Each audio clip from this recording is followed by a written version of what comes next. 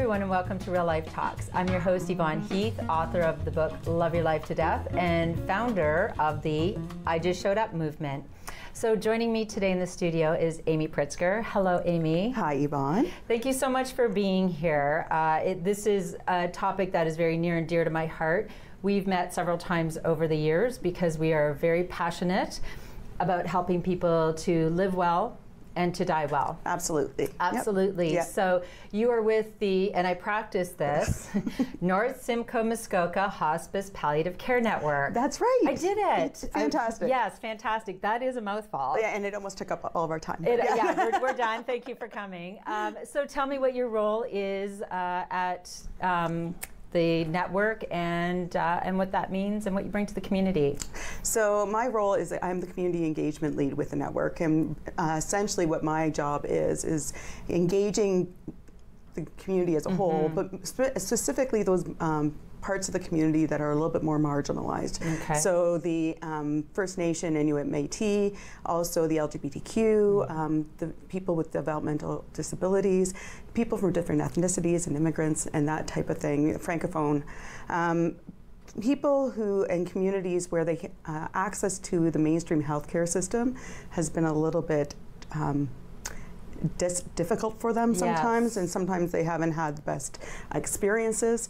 And so really knowing that sometimes we have been a barrier for them accessing that care, and especially with hospice palliative care, because you know that impacts how not only how they live, but how they die. And we want to make sure that people have access to hospice and to this wonderful thing that we call palliative care at all points in time. And yes. Just hearing this, it just makes me so happy to know that this is being given a voice, because all the people that you're speaking of are a part of our society and deserve to live well and to die well. And sadly, sometimes we have our blinders on. We're busy in our lives and we don't really see the true picture of what is going on. And there are many people that fall through the cracks. Inordinate amounts. So one of the challenges that we know, and that is really gaining speed, is the concept of the social determinants of health. Okay. And so we know that these social components like housing and education and income all play into how the quality of life.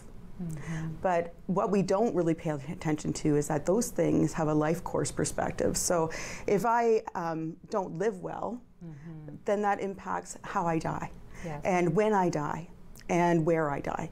So there's a whole continuum here where it's all, we pay so much attention to healthcare in terms of disease management, but not in terms of doing things preventively and socially in order to do that preventive piece. Like we know that, and there's studies that are coming out every day about the fact that loneliness is now a key indicator that's leads to premature death, right? Yes. Like we know that significant loneliness. Well, now they're showing that it's as significant as smoking, right? Wow. So, oh my goodness, I did not know that. Yeah, I can't cite this source. No, but yeah. But in loneliness, even it's just such you cannot live well and be lonely, and it's very sad because there are many people living in silos of silence and isolation, and they don't reach out, and we don't reach out to them. Because we're busy and maybe we don't know what our neighbor is doing. And that's another thing I say, I'm very passionate about saying to people, we need to know our neighbors. We need to get back to that sense of community, not just at the celebrations, not even just at the funerals. Yeah. Day-to-day life. Absolutely. Day-to-day life. We need to step up as community because it can't just be left to healthcare. Well, one of the challenges I think that we've got in our society is that we really value our independence and we value privacy. And those things aren't bad, but taken to an extreme, they can be detrimental to our health. So the whole concept of, I don't want to bother anyone, or the concept of that's their business and I can't get involved.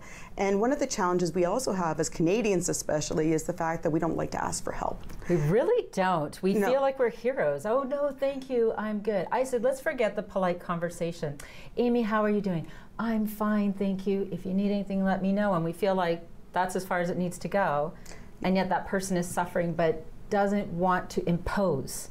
Absolutely. And one of the challenges we have is that and when I used to do bereavement support for people and offer a safe space for them, every time that someone would meet with me, they burst into tears and apologize for it. Oh my, Canadians we're apologizers, aren't we? Well, and especially when it comes to crying. And I always use the analogy, I'm like, if someone were to lose it on me and to get angry at me, I don't get people apologizing to me for that. But I do get people apologizing for crying in front of me, for being vulnerable. Yes. And and one of the other challenges that we have is that not only is it difficult for us to ask for help, but when sometimes the onus is on the person who needs help to identify what their needs are. And I have to tell you that when I'm stressed or sick or whatever, or grieving, or I can't even think straight. So right. Putting that impetus on me and the responsibility on me to identify what it is I need. Oh my goodness! Is huge. It's huge, and it just feels. And that's a reason why people often don't accept help, is that I can't even think straight. No. So you're asking me to do something even more than what I've already got going on. Oh, that is so huge, because I say to people all the time, when I'm grieving in crisis, it's like the wires aren't touching. I can't think. I don't know what I need. But here's the thing that we do need. We need people to just show up, because we don't always need a professional, but we still, the daily tasks of life still need to be done. So maybe just do something, right? Just come over and say, I'm just going to be here shoveling your walk. I am going to rake your grass. You don't need a professional for that, do you? No, exactly. And one of the challenges, or not challenges, but one of the things that we always say to people is that if I'm doing something anyways, why don't you just go and do it for somebody else as well, right? So if I'm already shoveling my driveway, it's not a big deal for me to go over to my next door neighbor and say, you know what, I'm already out doing this. Can I do this for you? Yes. Or just checking in on people, right? Checking in, running to the store. Right. Oh, I'm going to the grocery store. What do you need? Yep. What do you need? Yep. It's funny because I said, as I've been on this journey of helping people to just show up and be there for each other, and we need to get back to that sense of community, I realized even in my own life, I might not know that I have a neighbor 2 doors down who has been chronically ill for years, or in the dying process, which is also a process. It's not always just a quick thing. And I thought, wow, I'm even guilty of this. And so I made it a point to reach out to neighbors, and lo and behold, Jordy and I ended up supporting this wonderful man and his wife in his final journey, and we really made a big difference. We didn't show up as professionals, we just showed up as caring neighbors. Well, and I think that one of the things that was facing us is that the trajectory and how we die changes through the years. And while our system right now is set up for a certain trajectory, mostly the cancer trajectory, where you have an illness, you have treatment, you're seen by a gazillion different people, and then you have a really rapid decline in death. Right now, we're facing aging baby boomers, and what's going to be facing us is frailty.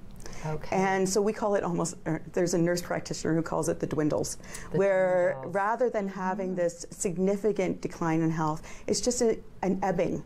Okay. It's a thing. All of a sudden your health declines, but it's so subtle that sometimes it goes off people's radar. Don't even really notice, like, oh, Joe's not out as much as he used to be. Exactly. So it does take a community to recognize, oh yeah, he's not out as much as he used to be. Yes. And the same nurse practitioner who named it the dwindles, had her own issues with her family, where her parents were so private that they didn't even know that their health would decline to that extent. And so it is a bit of more community, more friends checking in, rather than healthcare providers emerge flagging it or doctors flagging it, because we can't count on that. We can't count on that. And truly, I believe that we are each other's responsibility, and the more you care, we feel like we're too busy, but we're just talking about, if you're going for a walk and your neighbor lives by themselves, just knock, say, I would say, Joe, just thought I'd stop in for a cup of tea.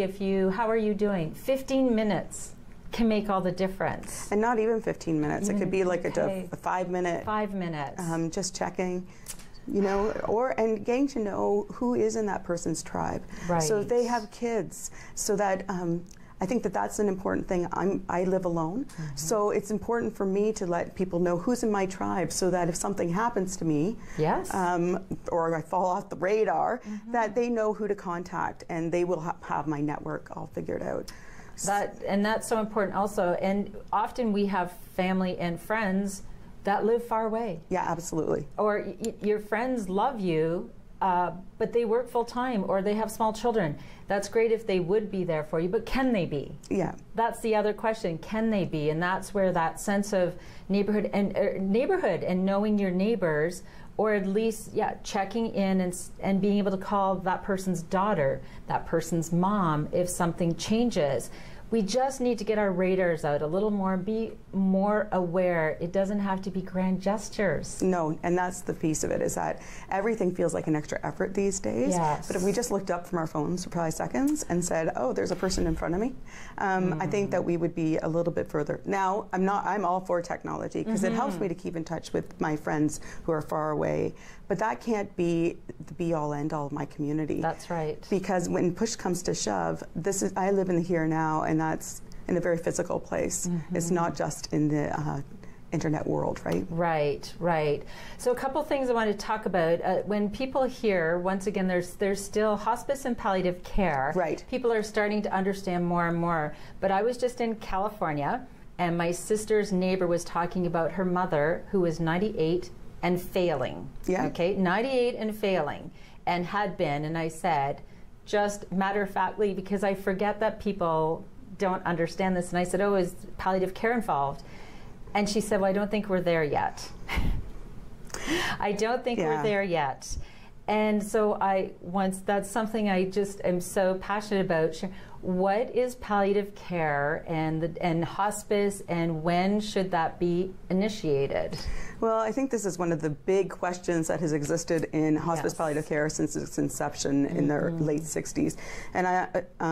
And because we have infighting even amongst ourselves about what is hospice palliative care. Yes. Is it a program? Is it a place? People think of hospice only as a place, a building. And the reality is that it's a philosophy of care. Yes. And really it is about holistic care for the whole person and their family and their tribe. So when we talk about it, it's really about acknowledging that people are more than the physical, that they're more than a disease, that they have a spiritual life, that they have a relational life, emotional life, and integrating that into the person's care. So technically, if you want to go with the World Health definition of what hospice palliative care it is, it goes from point of diagnosis with an illness all the way through to, and includes death and bereavement. Right. But we also know that with hospice palliative care, when it's integrated early in someone's life trajectory or early on in their disease, that really improves quality of life, and sometimes they get better. Yes, many times actually, yes. Yeah, and so we have had people who've been discharged from residential hospices because with, again, going to the social determinants of health, with a roof over their head, proper food, not being isolated, they get better. And one of the challenges we have is that we know, especially with people who are precariously housed or vulnerably housed, that that's the reality. And if we could just implement that care all the way along, rather than waiting for them to be ill. Yes. With our community, with our neighbors, our coworkers, our family, and our friends, all checking in. So the burden isn't on just one person. It's not all just the healthcare system. And we don't have to wait till the end, right? No. And so I think that that is a huge piece of it. Another huge piece for me about hospice palliative care is people don't understand that suffering is more than physical. Yes. So we want a pill for everything. So I can't tell you how many times people came to me grieving and were like, I just want something to make it go away. And I'm like, there's no magic pill. Yeah, yes. And unfortunately, with other modalities, that's what we look at doing, right? Medicine and just doing pain and symptom management. Well, sometimes our pain is existential. Loneliness is painful. Yeah, having regrets is painful. Not being able to say things to loved ones and have that closure, that can be a huge burden. So sometimes we need to take a different angle, and that's what hospice palliative care with its interdisciplinary team approach can provide to people. Yes. So it's not uncommon for the 98-year-old to be thinking, you know, I'm not going to be needing end-of-life care, but that's not what hospice palliative care is. No. So it is about So that important. whole trajectory. Yes, and palliative care, when you have a life-limiting disease, right? It isn't a death sentence. Like people, oh, why would I'm not ready for palliative care. So, well, perhaps if you met with the team and they assessed you and they see what your needs are, they help with pain medication, they look at the whole, they look at you mentally, physically, emotionally, spiritually. Exactly. And if you don't need palliative care right now, as they again think, well, at least you've met the team and you have comfort with what it means. It is a philosophy of let's have the greatest quality of life. And sometimes people, I go to one of my clients who came in, and they came in at the beginning of their trajectory, so she had just gotten a diagnosis, and they want some information. Yes. They just were like, what does this whole thing mean for us? What resources are out there so that we don't want you to be involved along the whole way. They were very clear about that. But we want to know how we can access you when we need you. Amazing. And it was amazing. So they came in at the beginning, they came in along the way, and then at the end we were able to support their spouse at the end through bereavement. Oh. And because they had a knowledge of the resources, they had control then about being able to say, I know that the support is out there. Yes. And I can access it, and it's back in my court. When I'm ready. When I'm ready. We are Yeah, ready. exactly. Right? And that's my whole thing. Let's have these conversations before the need arrives, right? The time when you're in crisis and grieving is not the time to figure out what the resources are. No, absolutely not. It's the worst time. It is. It is the worst time. Yeah. So let's get all our ducks in a row. Okay, so let's figure out, oh, hospice palliative care. Here's the number. I've spoken to Amy. I've spoken, this is wonderful. And it's still our journey, but the support is there when and if we need it. And that's part of the piece of advanced care planning, right? Is that people mix up the concept of goals of care with advanced care planning. And really, advanced care planning is about knowing who is your substitute decision maker. Right. And I can't tell you how many times I go into a presentation and people are like, I ask, do you have a substitute decision maker? And people are like, no, I don't. Well, everyone in Ontario does according to the law. Right. Okay. It just might not be the person you wish it was. Is that? Well, it's defined through a hierarchy. Oh, right. Okay. So yes, there's that. yes. So in terms of even healthcare consent, we do such a poor job of educating people about what their rights are, what the process looks like, and the fact that, okay, so we do have substitute decision maker hierarchy. And in Ontario, that means that and we think of it as next of kin, right? But that's not the correct terminology. That's not the correct framework. Okay. So if I am ill, it's going to go in, I don't have a power of attorney for personal care. That's a legal document that says that I've chosen who's going to be my substitute decision maker. But if I haven't done that, then it would go to my spouse or partner, or then my parent or child, or then my siblings. So it goes down this waterfall effect. And maybe they don't want to do this, or they're ill-prepared to do this. Totally. And sometimes it would put them in a situation where they would have what we call moral distress. So they'd be asked to be doing something that they are totally not comfortable with. But the other thing that we have happen is that people even do a power of attorney document to appoint someone as their substitute decision maker and don't tell the person. Oh my goodness. They don't tell the person that they've appointed? No. So the person doesn't know that they are going to be making decisions for someone. So they don't know exactly, they haven't had the talk about saying, this is what I'd like you to do. Not only haven't they had the talk, they don't even know that they should be having the talk. Oh dear. And so, and we take for granted, right, about that person will just know what to do in that situation. Well, will they? Oh, yes. And again, they're grieving, they're feeling anxious, and what if other people in the family have different ideas, or what do you mean? What do you mean you're the power of attorney? Yeah. That's not what I know. Mom didn't want that. Why would you do that to people? And that why would you do that to people? That's terrible.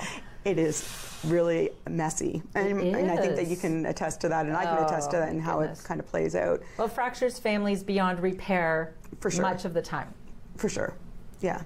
And so you can alleviate much of that, not all of it, because we all know that there's dynamics, but you can alleviate much of that through having these conversations ahead of time, and also being very clear about the fact of who not only you want to be your substitute decision maker, but who you want to be in your tribe. So I had a friend who, off the cuff, was joking one time and just said, "Oh yeah, Amy, you're on my team if something happens to me." And I'm like, "But you didn't tell me." Right. This is good to know now, but thanks for letting me know. Yeah. But having that conversation, but what if they expected me to do something I wasn't comfortable with again? Yes. Or I wasn't up to. So these are the things of really thinking through, who am I going to be able to call at 3 o'clock in the morning when I need somebody? Yes. Who's going to be able to walk my dog? Who do I know would have the information I need? The other challenge we have in our age is passwords. So people don't think about all those things. Millions of passwords. And information that just is out there. And so what plans have I taken to make sure that that information is accessible to the people who need it when they need it? You don't want to give it to them too early, but at the same time you want to know them to know, these are the bank accounts I've got, these are this is what I want to happen to my social media. Those are our huge questions right now, right? That's our world. That is our world. That is our world. And we need to, once again, if we can think about these things before, instead of when we leave it, then people are trying to crack codes, and there's so much. That's the piece I'm addressing, the excessive suffering. We have to grieve. Yeah. That's how we heal. That's how we have to grieve, and grieving is a natural part of this journey, absolutely. But we create a lot of our excessive suffering. For sure. When people say, well, I don't want to talk about that, it's, well, I'm sorry, that's a little selfish.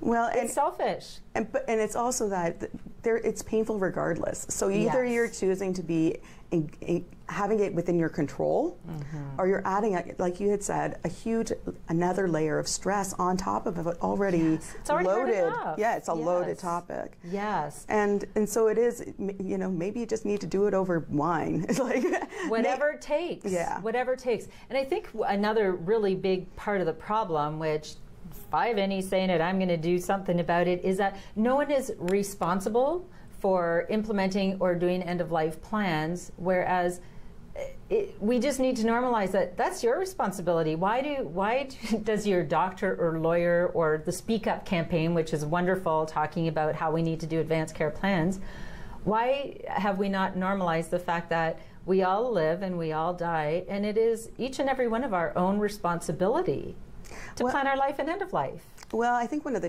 things that has happened is that, like I had said before, the way that we die has changed. Yeah. So it used to be that we died from tuberculosis or some kind of illness, and so it wasn't quite a planned thing. There wasn't a lot of planning to go into that. Then people died of an acute experience, so heart attack, stroke. Right. Again, not a lot of planning to go into this. Sure. Now we have all these medical interventions. Yes. That we have people living for a very long time. That involve decisions. And this whole concept of healthcare consent, where do I have all the information I need from my healthcare providers to make the best, most informed decision that's in alignment with my values. With my values. But we're not teaching our kids about what this law means about healthcare consent. No. So we're not teaching ourselves about that. We don't even know that. I didn't even know that existed until I went into the field. So without that information out there, putting it back onto the people's, it's everyone's responsibility. It's not just the individual consumer of the healthcare system. It's also the doctors taking the initiative to say, you know what, this is your choice, but I'm going to give you all the information that you need to make an informed decision in alignment with your values. But we're just, as a whole, we're not doing a great job of this. No, Amy, what is the best, what is the next best step that we can take to, because we need to change now. I mean, we have aging baby boomers. Our healthcare system is in crisis. For sure. It is not up to the healthcare system alone. We need to address this as community. What is the next best step for us, and where's the best place people can get information if they want to take the reins? Well, we do have the Speak Up Ontario website for advanced care planning and healthcare consent, and I would redirect people there. One of the other things people don't realize is that every province has a different legal framework when it comes to healthcare consent and advanced care planning. So in the past, we had documents from BC, California, Maryland, Australia. I've seen information, and it's really important that people go along with what is provincially for us, correct information. Right, absolutely. So the Speak Up campaign, people can get information there. We'll put the website there. So just to kind of wrap things up, I would love to hear just a wonderful story. I know I have millions of hundreds of stories, and so do you, of how a community supports someone at end of life and the difference they can make. Well, I think that there's a number of ways that they can, and I think that sometimes it takes creative ways of interacting. We did have support a homeless gentleman last year as he was in his dying process. And he had chosen to be homeless, or not homeless, precariously housed. He wanted to live life on his own terms, and live off the grid. So supporting him through that was really an interesting and challenging experience for us, but it really meant that the community came together. We had people from Salvation Army who would go and bring him food, check on him, and really at the we had a motel owner who opened up the motel room and gave a discounted rate, made sure that they were taken care of. This laundry was done regularly. Healthcare providers did come in, but there was volunteers from all different sectors, his friends from random thrift shops that he'd go to. And so it was really about a community effort to say, what is it that would be meaningful to you? And we did have people who challenged us when we tried to support him in what his wishes were, because they said, at what point in time can we just take him to a hospital? Take him to the hospital. He doesn't want to go to the hospital. He doesn't want to go to the hospital. So I'm like, you can't. No, he has the ability to make these decisions. He still has a capable mind. He knows what the risks are, the benefits, what the outcomes can be. And I have no doubt he died well. He died the way he wanted to, where he wanted to. Well, and what more could we ask for? It takes a village to support the ill, the caregiver, the dying, the bereaved, and each other. Exactly. And we can do better. Amy, there's so much information. We could have a whole day show, couldn't we? Yeah, absolutely. We could. But thank you so much for being here. I know you have a very busy schedule. Thank you for all that you do for the community. It's really near and dear to my heart. Thanks so much. Thanks for having me. Yes, I appreciate it. So this has been Real Life Talks. These are shows about learning how to just show up for yourself, just show up for others, and to be empowered and resilient in life, grief, and end of life. So my call to action, if you want to just show up, you want to be empowered and resilient, plan your life, plan your death, and then just love your life to death. And always bring your own tambourine to the party. Thanks, bye for now.